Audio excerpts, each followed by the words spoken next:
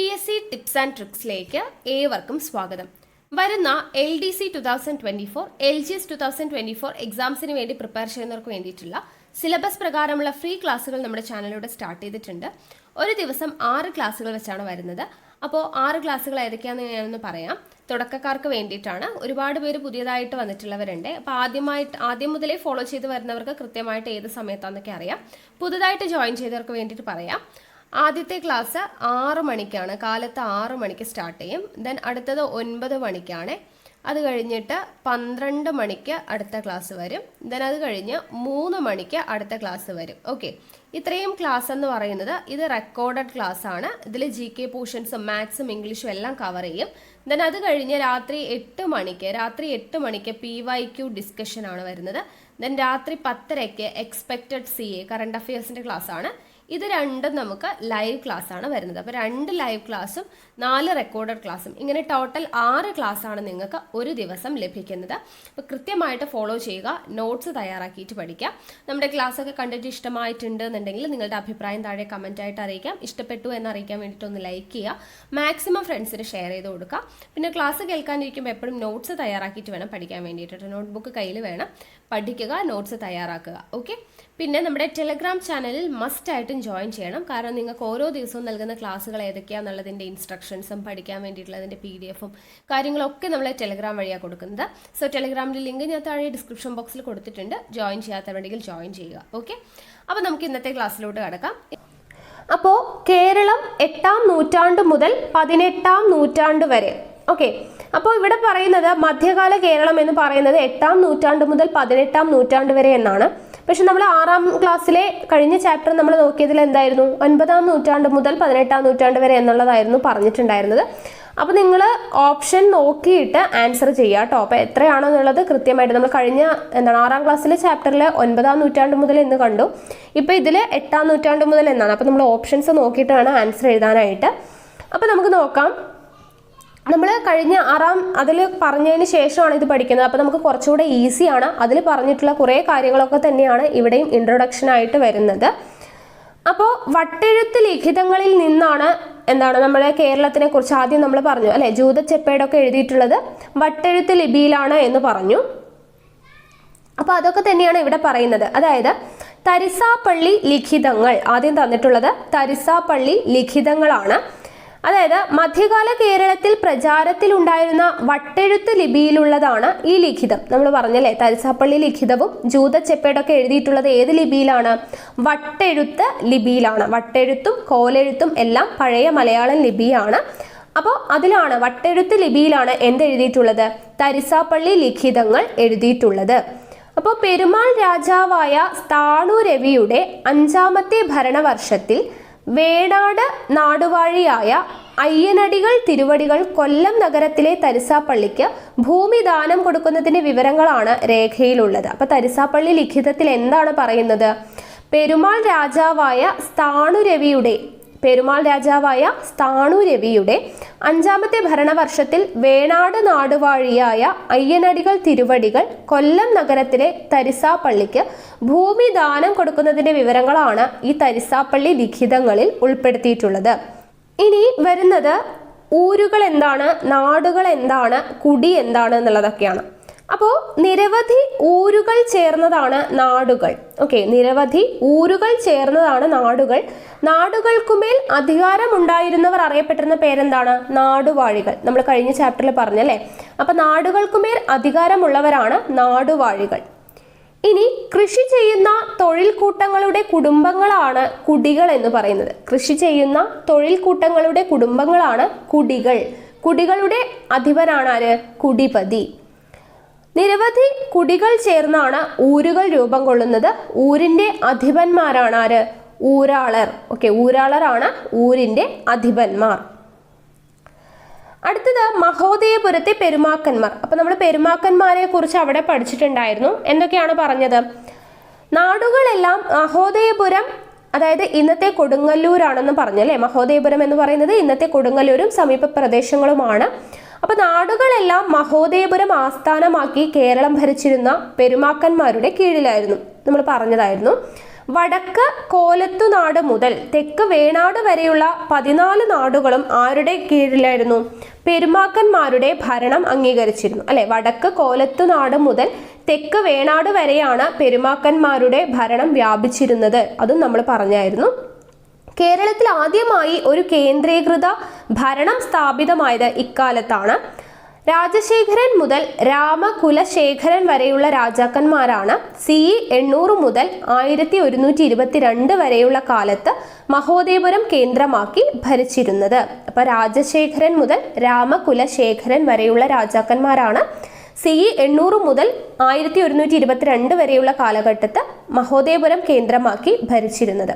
അപ്പം നമ്മൾ കഴിഞ്ഞ ക്ലാസ്സിൽ പറഞ്ഞ കാര്യങ്ങളൊക്കെ തന്നെയാണ്. അപ്പോൾ ഇവിടെ ഓർത്തിരിക്കേണ്ടത് എന്തൊക്കെയാണ്? മഹോദയപുരം കേന്ദ്രമാക്കി ഭരിച്ചിരുന്ന രാജാക്കന്മാർ അറിയപ്പെട്ടിരുന്ന പേരാണ് പെരുമാക്കന്മാർ.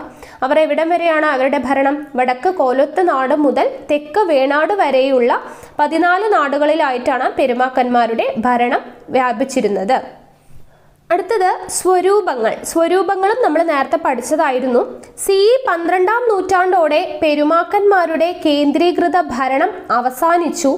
നാടുവാഴികൾ സ്വതന്ത്ര ഭരണ പ്രദേശങ്ങളായി. നാടുകളിൽ വളർന്നു വന്ന അധികാര സ്ഥാനങ്ങൾ നാടുവാഴി സ്വരൂപങ്ങൾ എന്നറിയപ്പെട്ടു അല്ലെ. നമ്മൾ പറഞ്ഞു എന്താണ്? പെരുമാക്കന്മാരുടെ ഭരണം അവസാനിച്ചതോടു കൂടിയിട്ട് നാടുവാഴികൾ അവരവരുടെ നാട്ടിൽ അവരവരുടേതായിട്ടുള്ള രീതിയിൽ ഭരണത്തിൽ ഏർപ്പെട്ടു. അപ്പൊ നാടുവാഴികളുടെ കീഴിലുള്ള പ്രദേശങ്ങളും കുടുംബവും അറിയപ്പെട്ടിരുന്നത് എന്താണ്? സ്വരൂപം എന്നാണ് അറിയപ്പെട്ടിരുന്നത്. അപ്പൊ ഇമ്പോർട്ടൻ്റ് ആയിട്ടുള്ള സ്വരൂപങ്ങൾ ഏതൊക്കെയാണ് എന്നുള്ളത് നമ്മൾ നേരത്തെ പറഞ്ഞു. അതുകൊണ്ട് തന്നെ ഇനി വീണ്ടും അത് റിപ്പീറ്റ് ചെയ്യുന്നില്ല. അപ്പൊ അവിടെ നമ്മൾ പറഞ്ഞത് വെച്ചിട്ട് നിങ്ങൾ ആ നോട്ട് ഇവിടെ ചേർത്തിട്ട് പഠിക്കുക. ഓക്കെ. കൊച്ചിയിലെ പെരുമ്പടപ്പ് സ്വരൂപം, കോഴിക്കോട് നെടിയിരുപ്പ് സ്വരൂപം ഒക്കെ നമ്മൾ പഠിച്ചതാണ് അല്ലേ. അപ്പോൾ അതിവിടെ എന്താണ് പോയിന്റ് ആഡ് ചെയ്തിട്ട് നിങ്ങൾ പഠിക്കുക. അപ്പോൾ ഇനി ഇവിടെ ഇമ്പോർട്ടൻ്റ് ആയിട്ട് വരുന്നത് മാർത്താണ്ഡവർമ്മയാണ്. മാർത്താണ്ഡവർമ്മ എന്ന് പറയുമ്പോൾ വേണാടിനെ ആധുനികതയിലേക്ക് നയിച്ച ഭരണാധികാരി ആയിരുന്നു ആര്?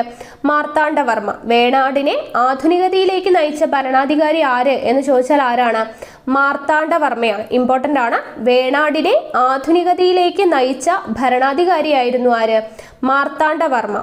വേണാടിനെ തിരുവിതാംകൂർ എന്ന ആധുനിക രാജ്യമാക്കി മാറ്റിയത് ആര് തന്നെയാണ്?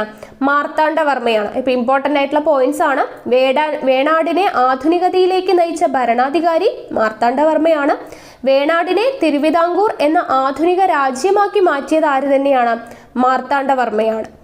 ഭരണരംഗം നവീകരിച്ചും സൈന്യത്തെ ശക്തമാക്കിയും 18-ാം നൂറ്റാണ്ടിൽ മാർത്താണ്ഡവർമ്മയുടെ ഭരണത്തിന് കീഴിൽ ശക്തമായ നാട്ടുരാജ്യമായി എന്ത് വളർന്നു?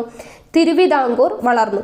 അപ്പോൾ ഭരണരംഗം നവീകരിച്ചും സൈന്യത്തെ ശക്തമാക്കിയും 18-ാം നൂറ്റാണ്ടിൽ എന്താണ് നാട്ടുരാജ്യമായി തിരുവിതാംകൂറിനെ വളർത്തിയത് ആര് എന്ന് ചോദിച്ചാലും ആര് തന്നെയാണ്? മാർത്താണ്ഡവർമ്മ തന്നെയാണ്. ഓക്കെ. അപ്പോൾ ഇമ്പോർട്ടൻ്റ് ആയിട്ടുള്ള പോയിന്റ്സ് ആണ്, ഓർത്തിരിക്കുക. മാർത്താണ്ഡവർമ്മയെ കുറിച്ച് വേണാടിനെ ആധുനികതയിലേക്ക് നയിച്ച ഭരണാധികാരിയാണ് മാർത്താണ്ഡവർമ്മ. വേണാടിനെ തിരുവിതാംകൂർ എന്ന ആധുനിക രാജ്യമാക്കി മാറ്റിയത് മാർത്താണ്ഡവർമ്മയാണ്.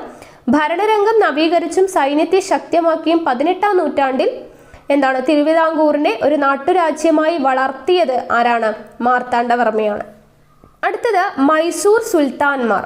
കേരളത്തിലേക്ക് പടനയിച്ച മൈസൂർ ഭരണാധികാരികളായിരുന്നു ഹൈദർ അലിയും പുത്രൻ ടിപ്പു സുൽത്താനും. കേരളത്തിലേക്ക് പടനയിച്ച മൈസൂർ ഭരണാധികാരികളായിരുന്നു ആരൊക്കെ?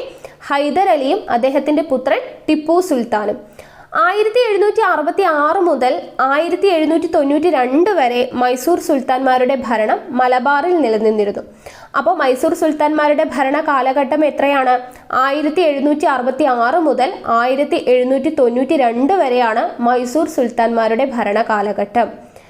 കോലസ്വരൂപം, നെടിയുരുപ്പ് സ്വരൂപം. കോലസ്വരൂപം എന്ന് പറയുന്നത് കോലത്തുനാട്, നെടിയുരുപ്പ് സ്വരൂപം ഏറനാട്, പെരുമ്പടപ്പ് സ്വരൂപം കൊച്ചി, തൃപ്പാപ്പൂർ സ്വരൂപം എവിടെയാണ്? വേണാട്. നമ്മൾ നേരത്തെ പഠിച്ചതാണ്, അപ്പോൾ അത് നോട്ട് ചെയ്ത് പഠിക്കുക. അപ്പോൾ ഈ സ്വരൂപങ്ങളെല്ലാം ഇമ്പോർട്ടൻ്റ് ആണ്. കോലത്തുനാടില് കോലസ്വരൂപം, ഏറനാട് അല്ലെങ്കിൽ കോഴിക്കോട് നെടിയുരുപ്പ് സ്വരൂപം, കൊച്ചി പെരുമ്പടപ്പ് സ്വരൂപം, വേണാട് തൃപ്പാപ്പൂർ സ്വരൂപം. 18-ാം നൂറ്റാണ്ടിന്റെ അന്ത്യത്തോടെ ബ്രിട്ടീഷ് ഈസ്റ്റ് ഇന്ത്യ കമ്പനി ടിപ്പുവിനെ പരാജയപ്പെടുത്തി. അപ്പോൾ ബ്രിട്ടീഷ് ഈസ്റ്റ് ഇന്ത്യ കമ്പനി ടിപ്പുവിനെ പരാജയപ്പെടുത്തിയത് എപ്പോഴാണ്? 18-ാം നൂറ്റാണ്ടിന്റെ അന്ത്യത്തോടെ. 18-ാം നൂറ്റാണ്ടിന്റെ അന്ത്യത്തോടെ ബ്രിട്ടീഷ് ഈസ്റ്റ് ഇന്ത്യ കമ്പനി ടിപ്പുവിനെ പരാജയപ്പെടുത്തി. അതോടെ ടിപ്പുവിന്റെ നിയന്ത്രണത്തിലായിരുന്ന മലബാർ പൂർണ്ണമായും ആരുടെ ഭരണത്തിന് കീഴിലായി? ബ്രിട്ടീഷുകാരുടെ ഭരണത്തിന് കീഴിലായി. സ്വതന്ത്ര ഭരണാധികാരികൾ എന്ന നിലയിലുള്ള നാടുവാഴി സ്വരൂപങ്ങളുടെ അധികാരം മലബാറിൽ ഇതോടെ അവസാനിക്കുകയും തിരുവിതാംകൂറും കൊച്ചിയും എന്തായി? നാട്ടുരാജ്യങ്ങളായിട്ട് തുടരുകയും ചെയ്യുന്നു. അടുത്തത് ഇമ്പോർട്ടൻ്റ് ആയിട്ടുള്ള 3 ടേംസ് പഠിക്കണം. ചേരിക്കൽ, ബ്രഹ്മസ്വം, ദേവസ്വം. എന്താണ് ചേരിക്കൽ? ചേരിക്കൽ എന്ന് വെച്ചാൽ നാടുവാഴികളുടെ നിയന്ത്രണത്തിലുള്ള ഭൂമി അറിയപ്പെടുന്ന പേരാണ് എന്ത്? ചേരിക്കൽ. ചേരിക്കൽ എന്താണ്? നാടുവാഴികളുടെ നിയന്ത്രണത്തിലുള്ള ഭൂമി. നമ്മൾ പറഞ്ഞു നാട്ടിലുള്ള നാടിന്റെ അധിപൻ ആരാണ്? നാടുവാഴിയാണ്. അപ്പൊ നാടുവാഴികളുടെ നിയന്ത്രണത്തിലുള്ള ഭൂമി അറിയപ്പെടുന്ന പേരാണ് എന്ത്? ചേരിക്കൽ എന്ന് പറയുന്നത്. ഇനി ബ്രഹ്മസ്വം. ബ്രഹ്മസ്വം എന്ന് പറയുന്നത് എന്താണ്? ബ്രാഹ്മണരുടെ നിയന്ത്രണത്തിലുള്ള ഭൂമിയാണ് ബ്രഹ്മസ്വം എന്നറിയപ്പെടുന്നത്. ദേവസ്വം എന്ന് വെച്ചാൽ എന്താണ്? ക്ഷേത്രങ്ങളുടെ നിയന്ത്രണത്തിലുള്ള ഭൂമിയാണ്. അപ്പൊ ചേരിക്കൽ എന്ന് വെച്ചാൽ നാടുവാഴികളുടെ നിയന്ത്രണത്തിലുള്ള ഭൂമിയാണ് ചേരിക്കൽ. ബ്രഹ്മസ്വം എന്ന് പറയുന്നത് ബ്രാഹ്മണരുടെ നിയന്ത്രണത്തിലുള്ള ഭൂമിയാണ്. ദേവസ്വം എന്ന് പറയുന്നത് എന്താണ്? ക്ഷേത്രങ്ങളുടെ നിയന്ത്രണത്തിലുള്ള ഭൂമിയാണ്. അപ്പോൾ ദേവസ്വം ഭൂമിയുടെ അവകാശികൾ അറിയപ്പെടുന്ന പേരാണ് ഊരാളർ. എന്താണ്? ദേവസ്വം ഭൂമിയുടെ അവകാശികൾ അറിയപ്പെടുന്ന പേരാണ് ഊരാളർ എന്നാണ് അറിയപ്പെടുന്നത്. ദേവസ്വം ഭൂമിയുടെ അവകാശികൾ ഊരാളർ എന്ന പേരിലാണ് അറിയപ്പെടുന്നത്. അപ്പോൾ രാജാക്കന്മാരോ ബ്രാഹ്മണരോ ക്ഷേത്രത്തിലെ ആളുകളോ നേരിട്ട് ഈ ഭൂമിയിൽ കൃഷി ചെയ്തിരുന്നില്ല. അപ്പോൾ ഇവർ ഭൂമി ഇടനിലക്കാർക്ക് കൃഷി ചെയ്യുന്നതിനായിട്ട് നൽകി. അങ്ങനെയുള്ള ഇടനിലക്കാർ അറിയപ്പെടുന്ന പേരാണ് കാരാളർ. ഓക്കെ, കാരാളർ. അപ്പൊ എന്താണ്? ബ്രാഹ്മണരോ രാജാക്കന്മാരോ ക്ഷേത്രത്തിലെ ആളുകളോ നേരിട്ട് അവരുടെ ഭൂമിയിൽ കൃഷി ചെയ്തിരുന്നില്ല. അപ്പൊ അവർക്കൊരു ഇടനിലക്കാരുണ്ടായിരുന്നു കൃഷി ചെയ്യുന്നതിനായിട്ട്. അപ്പൊ ഇങ്ങനെയുള്ള ഇടനിലക്കാർ അറിയപ്പെടുന്ന പേരാണ് എന്ത്? കാരാളർ. കാരാളർ എന്നാണ് അറിയപ്പെടുന്നത്. അപ്പോൾ നാടുവാഴികൾ, ഊരാളർ, അവർക്ക് താഴെയായി കാരാളർ എന്നിങ്ങനെ ഒരു അധികാര ശ്രേണി തന്നെ ഉണ്ടായിരുന്നു. അപ്പോൾ ഭൂമിയുടെ മേലുള്ള അവകാശം തലമുറകളിലൂടെ കൈമാറി വരുന്ന ജന്മാവകാശമായിട്ട് മാറുകയാണ്. അപ്പോൾ ഇത്തരം ഭൂമിയാണ് ജന്മം ഭൂമി എന്നറിയപ്പെടുന്നത്. അതായത് അവകാശം, ഭൂമിയുമേലുള്ള അവകാശം തലമുറകളായി കൈമാറി വരുന്ന തരത്തിലുള്ള ആ ഭൂമിയെയാണ് ജന്മം ഭൂമി എന്ന് പറയുന്നത്. അപ്പോൾ അതിൽ ഉടമസ്ഥാവകാശമുള്ളവർ എന്ത് പേരിൽ അറിയപ്പെടുന്നു? ജന്മി എന്ന പേരിൽ അറിയപ്പെടുന്നു. അപ്പോൾ ഈ സമയത്താണ്, അതായത് ഈ മധ്യകാലഘട്ടത്തിലാണ് വെറും പാട്ടം എന്ന് പറയുന്ന സമ്പ്രദായം നിലവിൽ വരുന്നത്. വെറും പാട്ടം എന്ന് പറയുന്ന സമ്പ്രദായം ഇക്കാലത്ത് പ്രചാരം നേടുന്നത്. വെറും പാട്ടം എന്ന് പറയുന്നത് എന്താണ്? ഉൽപാദനത്തിന്റെ ഒരു നിശ്ചിത പങ്ക് ജന്മിക്ക് പാട്ടമായി നൽകാമെന്ന വ്യവസ്ഥയിൽ ജന്മിമാർ കുടിയാന്മാർക്ക് നൽകിയ ഭൂമിയാണ് വെറും പാട്ടഭൂമി. അപ്പൊ ജന്മിമാരുടേതാണ് ഭൂമി. അപ്പൊ അവർക്ക് എന്താണ്? അവർ കുടിയാന്മാർക്ക് ഒരു നിശ്ചിത തുക പാട്ടമായി നൽകാമെന്ന വ്യവസ്ഥയിൽ കുടിയാന്മാർക്ക് നൽകുന്ന ഭൂമിയാണ് വെറും പാട്ടം ഭൂമി എന്ന് പറയുന്നത്. അപ്പൊ വെറും പാട്ടം ഭൂമി എന്ന് പറയുന്ന ഒരു വ്യവസ്ഥ നിലനിന്നിരുന്ന കാലഘട്ടമാണ് ഈ മധ്യകാലഘട്ടം. അപ്പോൾ ഈ പണയപ്പാട്ടം എന്ന് പറയുന്നത് കണം, ഒറ്റി തുടങ്ങിയ പേരുകളിലൊക്കെയാണ് അറിയപ്പെട്ടിരുന്നത്. കാണം, ഒറ്റി തുടങ്ങിയ പേരുകളിലാണ് എന്തറിയപ്പെടുന്നത്? പണയപ്പാട്ടം വ്യവസ്ഥ അറിയപ്പെടുന്നത്. അപ്പോൾ ഈ പണയപ്പാട്ടത്തിനെടുക്കുന്ന ഈ ഭൂമി വിൽക്കാനോ കൈമാറ്റം ചെയ്യാനോ ആർക്ക് അവകാശമുണ്ടാവില്ല? കുടിയാന് അവകാശമുണ്ടാവില്ല. കൃഷി ചെയ്യാനുള്ള അവകാശം മാത്രമേ ആർക്കുണ്ടാവുള്ളൂ? ഈ കുടിയാന്മാർക്ക് ഉണ്ടാവുള്ളൂ. അപ്പൊ ഇതാണ് എന്ത്? വെറും പാട്ടം എന്ന് പറയുന്ന ഒരു സമ്പ്രദായം. അടുത്തത് പറയുന്നത് അക്കാലത്തെ പ്രധാന കൃഷി ഇനങ്ങളാണ്. അപ്പോൾ വയൽ, പറമ്പ്, പുരയിടങ്ങൾ, മലമ്പ്രദേശങ്ങൾ തുടങ്ങിയവയാണ് അപ്പോൾ കൃഷി ചെയ്യാനായിട്ട് ഉപയോഗിച്ചിരുന്നത്. നെല്ലായിരുന്നു വയലിൽ ഉൽപ്പാദിപ്പിച്ചിരുന്ന പ്രധാന വിള. ഓക്കെ, മധ്യകാല കേരളത്തിൽ നെല്ലായിരുന്നു വയലിൽ ഉൽപ്പാദിപ്പിച്ച പ്രധാന വിള. പറമ്പുകളിലോ നെല്ല്, ചാമ, മുതിര, കിഴങ്ങുവർഗ്ഗങ്ങൾ തുടങ്ങിയവ വിളയിച്ചിരുന്നു. അതുപോലെ തെങ്ങ്, കമുക്, കുരുമുളക്, ഇഞ്ചി, മഞ്ഞൾ, പയർവർഗ്ഗങ്ങൾ, കിഴങ്ങുവർഗ്ഗങ്ങൾ തുടങ്ങിയവ പറമ്പുകളിൽ ഉൽപ്പാദിപ്പിച്ചു. മലമ്പ്രദേശത്ത് മലനെല്ലും ഉൽപ്പാദിപ്പിച്ചിരുന്നു.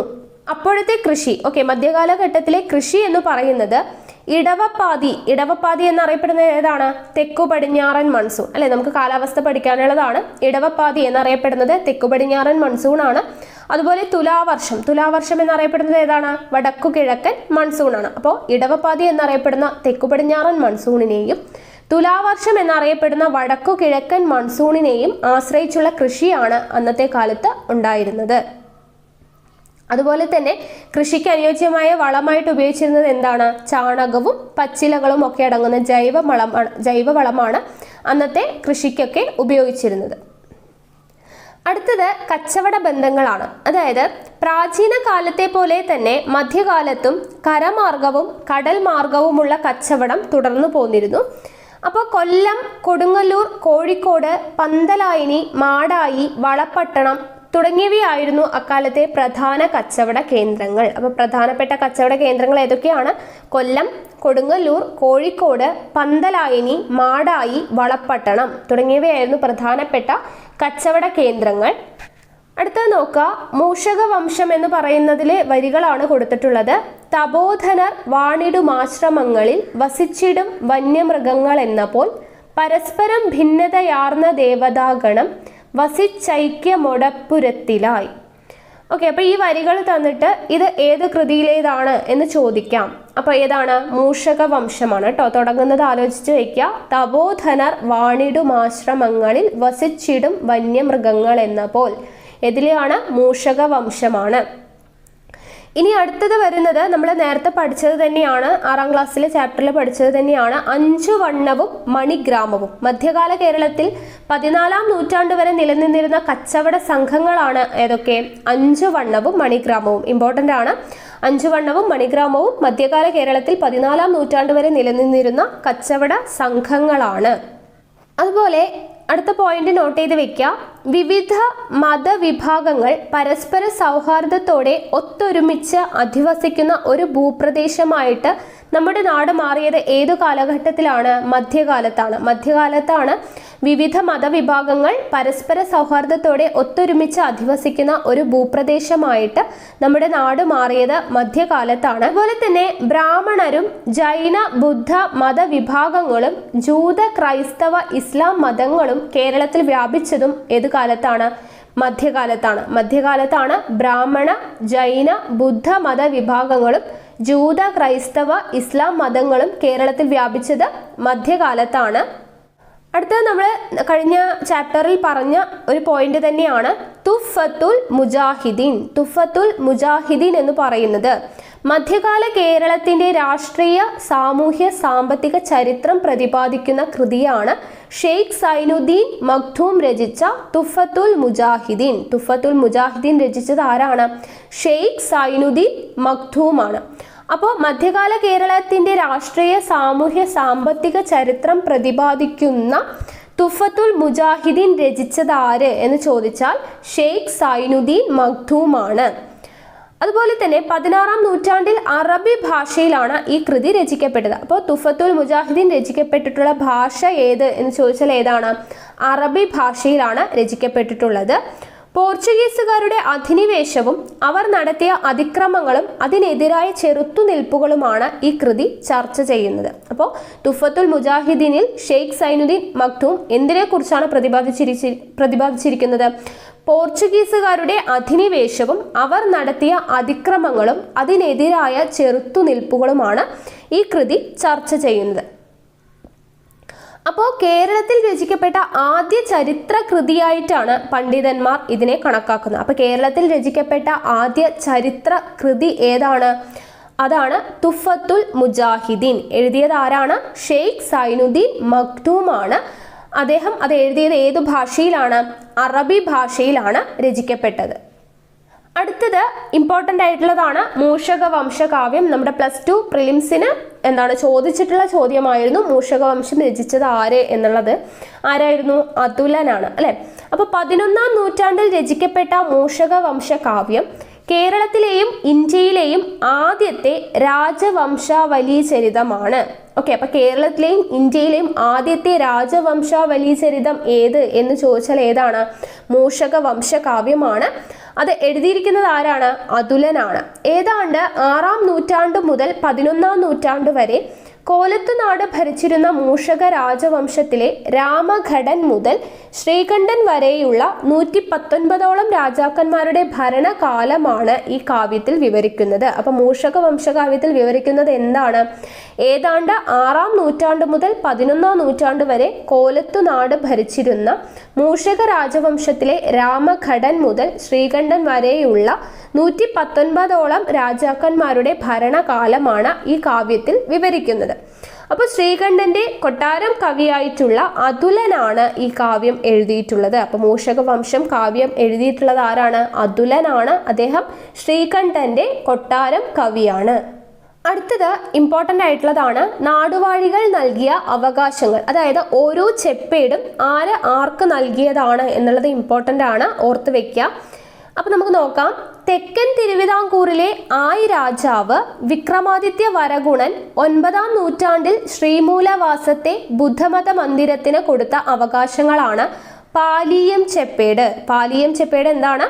തെക്കൻ തിരുവിതാംകൂറിലെ ആയി രാജാവ് വിക്രമാദിത്യ വരഗുണൻ 9-ാം നൂറ്റാണ്ടിൽ ശ്രീമൂലവാസത്തെ ബുദ്ധമത മന്ദിരത്തിന് കൊടുത്ത അവകാശങ്ങളാണ് പാലിയം ചെപ്പേട്. പാലിയം ചെപ്പേട് കേട്ടോ. വിക്രമാദിത്യ വരഗുണൻ ശ്രീമൂലവാസത്തെ ബുദ്ധമത മന്ദിരത്തിന് കൊടുത്ത അവകാശങ്ങളാണ് പാലിയം ചെപ്പേട്.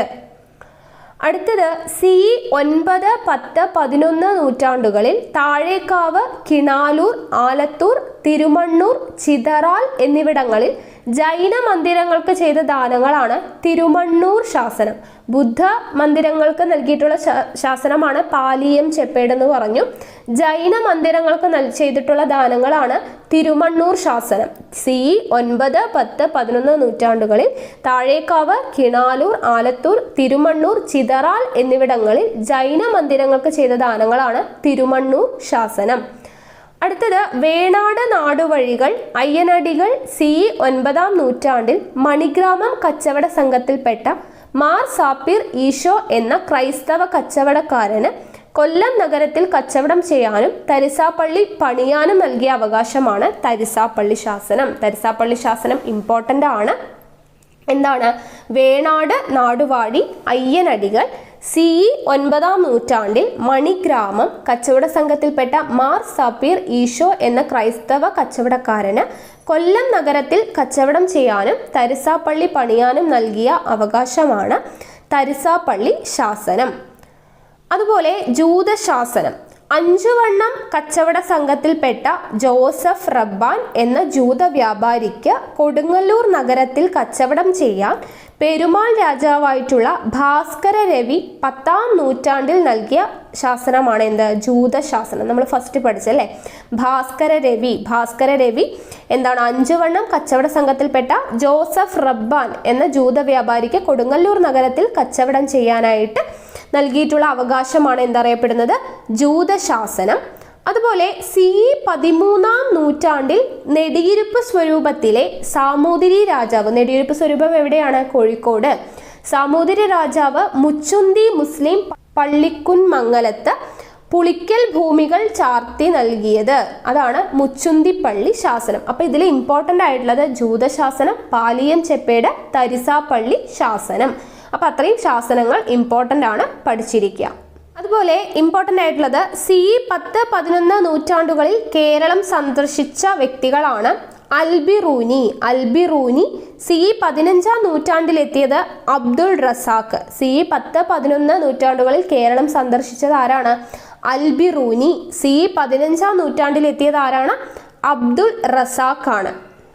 അടുത്തത് അൽബിറൂനിയും അബ്ദുൾ റസാഖും വന്നു എന്ന് പറഞ്ഞു. അപ്പോൾ അവരുടെ ചില വേർഡ്സ് ആണ് തന്നിട്ടുള്ളത്. മലബാറിൽ കേരളം, മലബാർ എന്ന് പറയുമ്പോൾ കേരളം വിവിധ ആചാരങ്ങളും വിശ്വാസങ്ങളും വെച്ചു പുലർത്തുന്ന ജനങ്ങൾ ഇടകലർന്ന് ജീവിക്കുന്നുണ്ടെങ്കിലും അവർക്കിടയിൽ അവരുടെ മതവിശ്വാസത്തിന്റെ പേരിൽ യാതൊരു കലഹവും ഉണ്ടാകാറില്ല എന്ന് പറഞ്ഞത് ആരാണ്? അൽബിറൂനിയാണ്. അൽബിറൂനിയാണ്. മലബാറിൽ വിവിധ ആചാരങ്ങളും വിശ്വാസങ്ങളും വെച്ചു പുലർത്തുന്ന ജനങ്ങൾ ഇടകലർന്ന് ജീവിക്കുന്നുണ്ടെങ്കിലും അവർക്കിടയിൽ അവരുടെ മതവിശ്വാസത്തിന്റെ പേരിൽ യാതൊരു കലഹവും ഉണ്ടാകാറില്ല എന്ന് പറഞ്ഞത് അൽബിറൂനി. അബ്ദുൾ റസാഖിന്റെ വേർഡ്സ് ആണ് മുസ്ലിങ്ങൾ സാമൂതിരിയുടെ സമ്മതത്തോടെ വലിയ പള്ളികൾ കോഴിക്കോട്ട് പണിയിച്ചിട്ടുണ്ട്. അവയിൽ ബാങ്കും നമസ്കാരവും കൃത്യമായി നടക്കുന്നു.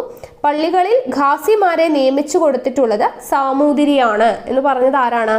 അബ്ദുൾ റസാഖ്. അടുത്തത് സാമൂഹിക നിയന്ത്രണങ്ങളാണ്. സാമൂഹിക നിയന്ത്രണങ്ങൾ എന്ന് പറയുമ്പോൾ മധ്യകാലത്തിലെ സാമൂഹിക ബന്ധങ്ങളെ നിയന്ത്രിക്കുന്നതിനായിട്ട് നിയമങ്ങളും ചട്ടങ്ങളും ഒക്കെ ഉണ്ടായിരുന്നു. അപ്പോൾ പെരുമാൾ കാലത്ത് നിലനിന്നിരുന്ന ഒരു പെരുമാറ്റ ചട്ടമാണ് മൂഴിക്കുളം കച്ചം. എന്താണ്? മൂഴിക്കുളം കച്ചം എന്ന് പറയുന്ന ഒരു പെരുമാറ്റ ചട്ടം പെരുമാൾ കാലത്ത് ഉണ്ടായിരുന്നു. അത് ബ്രാഹ്മണരും ക്ഷേത്രവും അടങ്ങുന്ന സമൂഹത്തിനാണ് പ്രധാനമായും ബാധകമായിരുന്നത്. നാട്ടുനടപ്പുകളായിരുന്നു പെരുമാൾ കാലത്തെ പൊതുസമൂഹത്തെ നിയന്ത്രിച്ചിരുന്നത്. പെരുമാൾ കാലത്തിന് ശേഷം കച്ചങ്ങൾ അപ്രത്യക്ഷമാവുകയും നാട്ടുനടപ്പുകളും നാട്ടാചാരങ്ങളും പ്രബലമാവുകയും ചെയ്തു. അപ്പോൾ അത് ഇമ്പോർട്ടൻ്റ് ആയിട്ടുള്ള പോയിന്റ് എന്താണ് ഓർത്തിരിക്കേണ്ടത്? പെരുമാൾ കാലത്ത് നിലനിന്നിരുന്ന പെരുമാറ്റച്ചട്ടമാണ് മൂഴിക്കുളം കച്ചം എന്ന് പറയുന്നത്.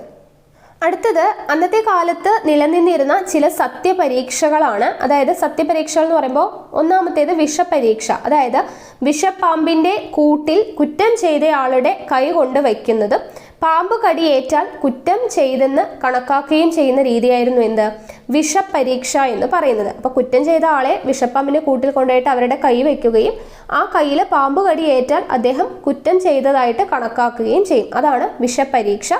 ജലപരീക്ഷ എന്ന് പറയുന്നത് മുതലയുള്ള കുളത്തിൽ കുറ്റം ചെയ്തയാളെ ഇറക്കുക, മുതല പിടിച്ചാൽ കുറ്റം ചെയ്തു എന്നും കരുതും. അതാണ് ജലപരീക്ഷ. അതുപോലെ തന്നെ അഗ്നിപരീക്ഷ എന്താണ്? തിളച്ച എണ്ണയിലോ നെയ്യിലോ കുറ്റാരോപിതന്റെ കൈവിരൽ മുക്കും, വിരൽ പൊള്ളിയാൽ കുറ്റം ചെയ്തിട്ടുണ്ട് എന്ന് കണക്കാക്കും. ശുചീന്ദ്രം കൈമുക്ക് അക്കാലത്തെ അറിയപ്പെട്ട അഗ്നിപരീക്ഷകനായിരുന്നു. അപ്പൊ മധ്യകാലഘട്ടത്തിൽ അറിയപ്പെട്ടിരുന്ന അഗ്നിപരീക്ഷകൻ ആരായിരുന്നു? പരീക്ഷ ശുചീന്ദ്രം കൈമുക്ക് അക്കാലത്തെ അറിയപ്പെട്ട അഗ്നിപരീക്ഷയായിരുന്നു ശുചീന്ദ്രം കൈമുക്ക്. അടുത്തത് തൂക്കുപരീക്ഷ. തൂക്കുപരീക്ഷ എന്ന് പറയുമ്പോൾ കുറ്റം ചെയ്ത ആളെ ആദ്യം ത്രാസിൽ ഇരുത്തി തൂക്കിയ ശേഷം അയാൾ ചെയ്ത കുറ്റങ്ങൾ എഴുതിയ താളിയോല ദേഹത്ത് വെച്ച് വീണ്ടും തൂക്കും. തൂക്കം ആദ്യത്തിനേക്കാൾ കൂടുതലായാൽ ശിക്ഷ ലഭിക്കും. അപ്പോൾ എന്ത് ചെയ്യും? ആദ്യം കുറ്റം ചെയ്തയാളെ ഒരു ത്രാസിൽ ഇരുത്തി തൂക്കിയതിന് ശേഷം അയാൾ ചെയ്ത കുറ്റങ്ങൾ എഴുതിയത് ഒരു താളിയൊലിയിലാക്കിയിട്ട് അയാളുടെ ദേഹത്ത് ചേർത്ത് വെച്ച് കെട്ടുകയും പിന്നീട് തൂക്കുമ്പോൾ ആദ്യത്തേതിനേക്കാൾ കൂടുതലായാൽ എന്താണ്? ശിക്ഷ ലഭിക്കുകയും ചെയ്യും. അപ്പം ഇങ്ങനെയുള്ള സത്യപരീക്ഷകളൊക്കെ എപ്പോഴുണ്ടായിരുന്നു? മധ്യകാല കേരളത്തിൽ ഉണ്ടായിരുന്നു. അപ്പോൾ ജസ്റ്റ് ഇതൊക്കെ ഒന്ന് അറിയാൻ വേണ്ടി പറഞ്ഞു എന്നേ ഉള്ളൂ. അപ്പോൾ നമ്മൾ ഇമ്പോർട്ടൻ്റ് ആയിട്ടുള്ള കാര്യങ്ങൾ വരുമ്പോൾ അത് നോട്ട് ചെയ്ത് വെച്ച് പഠിക്കുക കേട്ടോ. അടുത്തത് മണിപ്രവാളം. മണിപ്രവാളം നമ്മൾ പഠിച്ചായിരുന്നു. എന്താണ്? സംസ്കൃതം ഇടകലർത്തി മലയാളത്തിൽ രചിച്ച സാഹിത്യ കൃതികളാണ് എന്ത്? മണിപ്രവാളം. മണിപ്രവാളത്തിൽ രചിച്ച ഒരു കൃതിക്ക് എക്സാമ്പിൾ നമ്മൾ പറഞ്ഞു, ഉണ്ണുനീലി സന്ദേശം പറഞ്ഞു.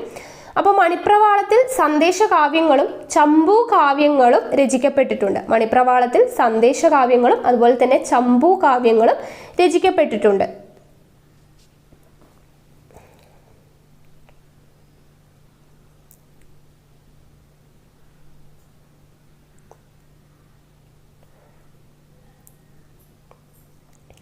അടുത്തത് ഭാഷ, സാഹിത്യം, കലാശാസ്ത്രം. ഭാഷാ, സാഹിത്യം, കലാശാസ്ത്രം ഇതിന് നമ്മൾ നേരത്തെ പഠിച്ചത് തന്നെയാണ്. എന്തൊക്കെയാണ് നമ്മൾ പറഞ്ഞത്? വട്ടെഴുത്ത് ലിപിയിലാണ് എഴുതിയിട്ടുണ്ടായിരുന്നത് എന്ന് പറഞ്ഞു. അതുപോലെ തന്നെ സംസ്കൃതം കലർന്നതുമായിട്ടുള്ള തമിഴിൻ്റെ സ്വാധീനവും അതുപോലെ തന്നെ സംസ്കൃതം കലർന്നതുമായിട്ടുള്ള രൂപമായിരുന്നു ഭാഷയ്ക്ക് ഉണ്ടായിരുന്നത്. വട്ടെഴുത്ത് ലിപിയാണ് ഉണ്ടായിരുന്നത്. അപ്പോൾ വട്ടെഴുത്ത് ലിപിയിൽ ഉണ്ടായിരുന്നതാണ് തരിസാപ്പള്ളി ശാസനം, ജൂതശാസനം, അങ്ങനെയുള്ള കാര്യങ്ങളൊക്കെ നമ്മൾ പറഞ്ഞു. അപ്പോൾ അതൊക്കെ ഒന്ന് നോട്ട് ചെയ്ത് വെച്ചിട്ട് ഈ ഭാഗത്ത് പഠിക്കാം. അപ്പോൾ 12-ാം നൂറ്റാണ്ടിൽ രചിക്കപ്പെട്ട രാമചരിതം മലയാളത്തിലെ ആദ്യകാല കൃതിയാണ്. അപ്പോൾ മലയാളത്തിലെ ആദ്യകാല കൃതിയാണ് 12-ാം നൂറ്റാണ്ടിൽ രചിക്കപ്പെട്ട മലയാളത്തിലെ ആദ്യകാല കൃതി ഏതാണ്? രാമചരിതം. 14-ാം നൂറ്റാണ്ടോടെ മണിപ്രവാള സാഹിത്യകൃതികൾ രചിക്കപ്പെട്ടു. അപ്പോൾ അക്കാലത്തെ പ്രധാന മണിപ്രവാള കൃതികളാണ് നമ്മൾ ഫസ്റ്റ് എന്താണ്? ഉണ്ണുനീലി സന്ദേശം പഠിച്ചു. അതുപോലെ തന്നെ മറ്റു മണിപ്രവാള കൃതികളാണ് ഉണ്ണിയച്ചി ചരിതം, വൈശിക തന്ത്രം, അനന്തപുര വർണ്ണനം, ചന്ദ്രോത്സവം. ഏതൊക്കെയാണ്? ഉണ്ണുനീലി സന്ദേശം, അനന്തപുര വർണ്ണനം, ഉണ്ണിയച്ചി ചരിതം, വൈശിക തന്ത്രം, ചന്ദ്രോത്സവം. ഇതെല്ലാം എന്താണ്? മണിപ്രവാള കൃതികൾക്ക് എക്സാമ്പിളാണ്. അടുത്തത് ഇമ്പോർട്ടൻ്റ് ആയിട്ടുള്ളതാണ് കാന്തളൂർ ശാല. കാന്തളൂർ ശാല എന്ന് പറയുമ്പോൾ നമ്മൾ പറഞ്ഞു എന്താണ് ശാലകൾ എന്ന് നമ്മൾ പറഞ്ഞു അല്ലെ. മധ്യകാല കേരളത്തിലെ വേദകേന്ദ്രങ്ങൾ, വേദപഠന കേന്ദ്രങ്ങളാണ് ശാലകൾ എന്നറിയപ്പെട്ടിരുന്നത് എന്ന് പറഞ്ഞു. അവയിൽ പ്രധാനപ്പെട്ട ഒരു ശാലയാണ് എന്ത്? കാന്തളൂർ ശാല. കരുനന്ദടക്കൻ എന്ന ആയി രാജാവിന്റെ കാലത്താണ് കാന്തളൂർ ശാല നിലവിൽ വന്നത്. അപ്പൊ കാന്തളൂർ ശാല നിലവിൽ വരുന്നത് ഏത് രാജാവിന്റെ കാലഘട്ടത്തിലാണ്? കരുനന്ദടക്കനാണ്. ഓക്കെ, കാന്തളൂർ ശാല കരുനന്ദടക്കൻ എന്ന് പറയുന്ന രാജാവിന്റെ കാലഘട്ടത്തിലാണ് നിലവിൽ വരുന്നത്. വേദങ്ങൾക്ക് പുറമെ ഭാഷ, വ്യാകരണം, തത്വചിന്ത, നിയമം, ശാസ്ത്രം, ആയുധവിദ്യ എന്നിവയായിരുന്നു ശാലകളിലെ പഠന വിഷയങ്ങൾ. അപ്പോൾ ഇമ്പോർട്ടൻ്റ് ആയിട്ടുള്ള ശാല എന്ന് പറയുന്നത് കാന്തളൂർ ശാലയാണ്. മറ്റു ശാലകളാണ് പർത്ഥിവപുരം ശാല, തിരുവല്ല ശാല, മൂഴിക്കുളം ശാല എന്ന് പറയുന്നതൊക്കെ മധ്യകാല കേരളത്തിലെ മറ്റു ശാലകളാണ്. പർത്ഥിവപുരം ശാല, തിരുവല്ല ശാല, മൂഴിക്കുളം ശാല. അപ്പോൾ ഇമ്പോർട്ടൻ്റ് ആയിട്ടുള്ളത് ഓർക്കേണ്ടത് എന്താണ്? കാന്തളൂർ ശാല അത് എന്താണ്? ആരുടെ കാലഘട്ടത്തിലാണ്? കരുനന്ദടക്കൻ എന്ന് പറയുന്ന രാജാവിൻ്റെ കാലഘട്ടത്തിലാണ്. കരുനന്ദടക്കൻ ഏത് രാജവംശത്തിലാണ്? ആയി രാജവംശം. ഓക്കെ, അടുത്തത് രാമപ്പണിക്കർ അഥവാ കണ്ണശൻ മലയാളത്തിൽ എഴുതിയ രാമായണം, ഭാഗവതം, ശിവരാത്രി മാഹാത്മ്യം എന്നീ കൃതികളും മലയാള ഭാഷയുടെ വളർച്ചയിൽ പ്രധാനപ്പെട്ടതാണ്. അപ്പോൾ രാമപ്പണിക്കർ അഥവാ കണ്ണശൻ, അപ്പൊ കണ്ണശൻ എന്ന് അറിയപ്പെടുന്ന എഴുത്തുകാരൻ ആരാണ്? രാമപ്പണിക്കർ ആണ്. അദ്ദേഹം എഴുതിയ രാമായണം, ഭാഗവതം, ശിവരാത്രി മാഹാത്മ്യം എന്നീ കൃതികൾ മലയാള ഭാഷയുടെ വളർച്ചയിൽ പ്രധാനപ്പെട്ടതാണ്. അതുപോലെ നമ്മൾ കഴിഞ്ഞ ചാപ്റ്ററിൽ നമ്മൾ പഠിച്ചു, ചെറുശ്ശേരിയുടെ കൃഷ്ണഗാഥ നമ്മൾ പഠിച്ചു അല്ലെ. അപ്പൊ അതൊക്കെ ഒന്ന് ഓർത്തിരിക്കുക. പിന്നെ ഇമ്പോർട്ടൻ്റ് ആയിട്ടുള്ളതാണ് 17-ാം നൂറ്റാണ്ടിൽ പൂന്താനം നമ്പൂതിരി രചിച്ച ജ്ഞാനപ്പാന. അപ്പം ജ്ഞാനപ്പാന രചിച്ചത് ആരാണ്? പൂന്താനം നമ്പൂതിരിയാണ്. ശ്രീകൃഷ്ണ കർണാമൃതം, തുഞ്ചത്ത് രാമാനുജൻ എഴുത്തച്ഛൻ്റെ അധ്യാത്മ രാമായണം, കിളിപ്പാട്ട്, മഹാഭാരതം കിളിപ്പാട്ട് തുടങ്ങിയവ അക്കാലത്തെ ഭക്തി സാഹിത്യ കൃതികളാണ്. അപ്പം മധ്യകാലഘട്ടത്തിലെ ഭക്തി സാഹിത്യ കൃതികളാണ് ഏതൊക്കെ? പൂന്താനം നമ്പൂതിരി രചിച്ച ജ്ഞാനപ്പാന, ശ്രീകൃഷ്ണ കർണാമൃതം. അപ്പോൾ ജ്ഞാനപ്പാന രചിച്ചതും ശ്രീകൃഷ്ണ കർണാമൃതം രചിച്ചതും ആരാണ്? പൂന്താനം നമ്പൂതിരിയാണ്. തുഞ്ചത്ത് രാമാനുജൻ എഴുത്തച്ഛൻ്റെതാണ് അധ്യാത്മ രാമായണം, കിളിപ്പാട്ട്, മഹാഭാരതം കിളിപ്പാട്ട്. അപ്പം ഇതെല്ലാം മധ്യകാലത്തെ ഭക്തി സാഹിത്യ കൃതികളാണ്.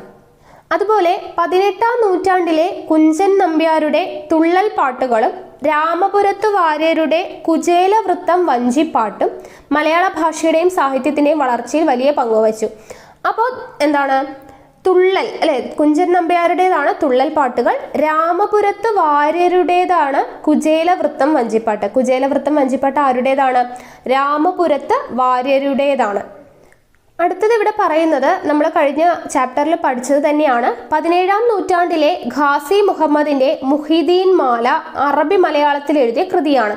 അപ്പോൾ അറബി മലയാളം എന്ന് പറയുന്നത് അറബി ലിപിയിലാണ് എഴുതിയിട്ടുള്ളത്. സങ്കര ഭാഷയാണ് അല്ലെ, അറബിയും മലയാളവും കൂടെ ചേരുന്ന സങ്കര ഭാഷയാണ് അറബി മലയാളം. അറബികളുടെ സ്വാധീനം അറബി മലയാളം എന്ന വരമൊഴി രൂപപ്പെടുത്തി. അപ്പോൾ അറബി മലയാളത്തിൽ എഴുതിയിട്ടുള്ള ഖാസി മുഹമ്മദിന്റെ കൃതിയാണ് ഏത്? മുഹിദ്ദീൻ മാല. അപ്പോൾ മുഹിദ്ദീൻ മാല എന്ന അറബി മലയാളത്തിലുള്ള കൃതി രചിച്ചത് ആരാണ്? ഖാസി മുഹമ്മദാണ്. ഇമ്പോർട്ടൻ്റ് ആണ്, കഴിഞ്ഞ ചാപ്റ്ററിൽ നമ്മൾ പറഞ്ഞു. അതേ പോയിന്റ് തന്നെയാണ്, ഇമ്പോർട്ടൻ്റ് ആണ്, നോട്ട് ചെയ്ത് വെക്കുക. മുഹിദ്ദീൻ മാല എഴുതിയിരിക്കുന്നത് അറബി മലയാളത്തിലാണ്. എഴുതിയിരിക്കുന്നത് ആരാണ്? ഖാസി മുഹമ്മദ്.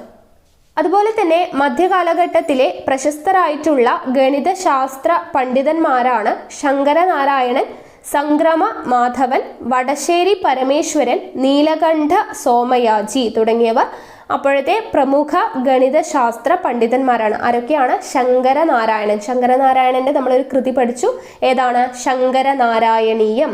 സംക്രമ മാധവൻ, വടശ്ശേരി പരമേശ്വരൻ, നീലകണ്ഠ സോമയാജി ഇവരെല്ലാം ആരാണ്? മധ്യകാലഘട്ടത്തിലെ ഗണിതശാസ്ത്ര പണ്ഡിതന്മാരാണ്. അതുപോലെ ഈ പോയിന്റ് ഒന്ന് നോട്ട് ചെയ്ത് വെക്കുക. കേരള സംസ്കാരത്തിന്റെ സവിശേഷ മുദ്രകൾ രൂപപ്പെട്ടത് മധ്യകാലത്താണ്. കേരള സംസ്കാരത്തിന്റെ സവിശേഷ മുദ്രകൾ രൂപപ്പെട്ടത് ഏത് കാലഘട്ടത്തിലാണ്? മധ്യകാലത്താണ് കേരള സംസ്കാരത്തിന്റെ സവിശേഷ മുദ്രകൾ രൂപപ്പെട്ടത്. അപ്പോൾ നമ്മൾ സംക്രമ മാധവനെ കുറിച്ച് പഠിച്ചു അല്ലെ. സംഗമ ഗ്രാമ മാധവൻ എന്ന് എഴുതിയിട്ടുണ്ട്. നേരത്തെയുള്ള ബുക്കിൽ സംഗ്രാമ മാധവൻ എന്നാണ്. അപ്പോൾ നമുക്ക് നോക്കാം. സംഗമ ഗ്രാമ മാധവൻ എന്നാണ് ഇതിൽ എഴുതിയിട്ടുള്ളത് കേട്ടോ. 15-ാം നൂറ്റാണ്ടിൽ കേരളത്തിൽ ജീവിച്ചിരുന്ന ജ്യോതിശാസ്ത്ര ഗണിതശാസ്ത്ര പണ്ഡിതനാണ് സംക്രമ മാധവൻ. തൃശ്ശൂർ ജില്ലയിലെ ഇരിങ്ങാലക്കുടയിലാണ് ഇദ്ദേഹത്തിന്റെ ജന്മദേശമെന്ന് കരുതപ്പെടുന്നു എന്നാണ്. അപ്പോൾ നമ്മളത് ജസ്റ്റ് അങ്ങനെ ഒന്ന് നോട്ട് ചെയ്ത് വെക്കുക. ഗണിതശാസ്ത്രത്തിലെ അനന്ത ശ്രേണികളെ കണ്ടെത്തിയതും പൈയുടെ വില കൃത്യപ്പെടുത്തിയതും ആരാണ്? മാധവനാണ്. അപ്പൊ സംഗ്രാമ മാധവനാണ് ഗണിതശാസ്ത്രത്തിലെ അനന്ത ശ്രേണികളെ കണ്ടെത്തിയതും അതുപോലെ തന്നെ പൈയുടെ വില കൃത്യമായിട്ട് കൃത്യപ്പെടുത്തിയതും ആരാണ്? സംഗ്രാമ മാധവനാണ്. അപ്പൊ ഈ പോയിന്റ് ഒന്ന് നോട്ട് ചെയ്ത് വയ്ക്കുക. കുറെ ഓപ്ഷനിലൊക്കെ നമ്മൾ കണ്ടിട്ടുള്ളതാണ് സംഗ്രാമ മാധവൻ. അപ്പൊ ചോദിച്ചൂടാന്നില്ല. അപ്പൊ സംഗ്രാമ മാധവനെ നോട്ട് ചെയ്ത് വെക്കുക. 15-ാം നൂറ്റാണ്ടിൽ കേരളത്തിൽ ജീവിച്ചിരുന്ന ജ്യോതിശാസ്ത്ര ഗണിതശാസ്ത്ര പണ്ഡിതനാണ് സംഗ്രാമ മാധവൻ. ഗണിതശാസ്ത്രത്തിലെ അനന്ത ശ്രേണികളെ കണ്ടെത്തിയതും പൈയുടെ വില കൃത്യപ്പെടുത്തിയതും ആരാണ്? സംഗ്രാമ മാധവനാണ്. അപ്പോൾ ത്രികോണമിതിയിലും ബീജഗണിതത്തിലും അന്യൂനമായ സംഭാവനകൾ നൽകിയ മാധവന്റെ പ്രധാന കൃതിയാണ് വേണുവാരോഹം. ഓക്കെ, അപ്പൊ വേണുവാരോഹം എന്ന് പറയുന്ന കൃതിയുടെ രചയിതാവ് ആരാണ്? സംഗ്രാമ മാധവനാണ്. വേണുവാരോഹം എന്ന കൃതിയുടെ രചയിതാവാണ് സംഗ്രാമ മാധവൻ. മാധവൻ, വടശ്ശേരി പരമേശ്വരൻ, നീലകണ്ഠ സോമയാജി തുടങ്ങിയവരുടെ സംഭാവനകൾ കേരള സ്കൂൾ ഓഫ് മാത്തമാറ്റിക്സ് എന്ന പേരിൽ പാശ്ചാത്യ ലോകത്തും പ്രസിദ്ധമായി. അപ്പോൾ ഇവരൊക്കെയാണ് പ്രധാനപ്പെട്ട ഗണിത പണ്ഡിതന്മാർ. അപ്പോൾ ഇത്രയും കാര്യങ്ങളാണ് നമുക്ക് 9ാം ക്ലാസ്സിലെ 7ാമത്തെ ചാപ്റ്റർ ആയിട്ടുള്ള കേരളം 8ാം നൂറ്റാണ്ട് മുതൽ 18ാം നൂറ്റാണ്ട് വരെ എന്ന് പറയുന്ന പാഠഭാഗത്ത് പഠിക്കാനുള്ളത്. അപ്പോൾ നമ്മൾ ഇമ്പോർട്ടൻ്റ് ആയിട്ടുള്ള എല്ലാ പോയിന്റ്സും നമ്മൾ പറഞ്ഞിട്ടുണ്ട്. അപ്പോൾ അതൊക്കെ നോട്ട് ചെയ്ത് വെച്ച് പഠിക്കുക.